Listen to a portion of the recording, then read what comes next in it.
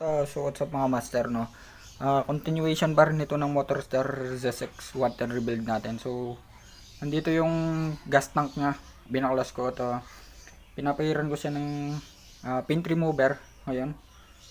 So ayan, kanina ko pa siya tinitira at medyo patapos na ako. Kung nakikita nyo, ayan, pinapahiran ko at sasabayan ko siya ng steel brush para mabilis ng trabaho. So napakadali lang, napaka-basic lang tanggalin. At ang bali ang plano ko nito, so pagkatapos ko siyang pakbakan din na pinturahan, mas mainam kung samurai. Pero kapag wala, kung low budget naman, pwede na yung boss ni, basta high temp. And then ayan, so yan mga master, no. So bali ang plano ko dito kapag katapos ko na siyang napinturahan, yung fuel tank or yung gas tank, ibabalik na natin siya. So bali hindi ko napagdesisyonan ko na hindi ko na muna i-repaint yung chassis niya. At ayun, pawiringan na natin siya. At pag tinapos, kapag kinaya ng araw, so kapag natapos natin na maaga, next na natin yung wiring. So ayan, hanggang dito na lang muna. Update ko na lang kayo kapag natapos ko ng bakbakan yon. Lipat na tayo dito and then bubuuin na natin siya. So ayan, stay tuned. So yun mga master, no, update lang at natapos na natin siyang bakbakan ng pintura and then nalinis ko na rin. So kung nakikita nyo, ayan, napakalinis ng kanyang, ayan. So nalinis ko talaga siya ng todo. And then pipinturahan na natin siya. So tara, umpisa na natin.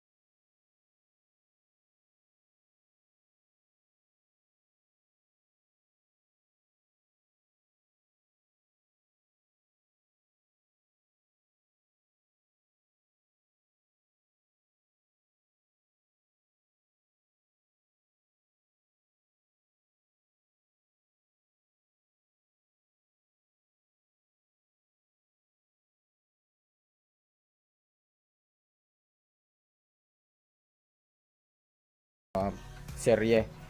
Then hintay muna tayo ng mga ilang araw para mabuo natin ulit kasi wala pang headlight yan. Then yung mga wirings wala pa talaga. So nilagay ko lang dyan yung ating wire harness para lang mapaandar natin siya. Ito, ayan, sa mga susunod pang vlogs natin ay i-wiring natin yan. So yan, gagawin natin tutorial yan. dahil wala pa nga itong battery at yung kanyang starter, so ayusin din natin yan. Ayan, so kung makikita nyo, walang ka flasher doon, so flasher, so makikita nyo dito wala siyang mga switches. So ayan, tapos so lalagyan din natin at yung kanyang disc brake sa harap, no, kasi nga na-stuck, so nanuyo na. Ayan, gagawin natin ang tutorial yan. Matuturuan ko kayo kung paano mag-bleed ng ating disc brake. So ayan, tara, subukan na natin siyang i-road test.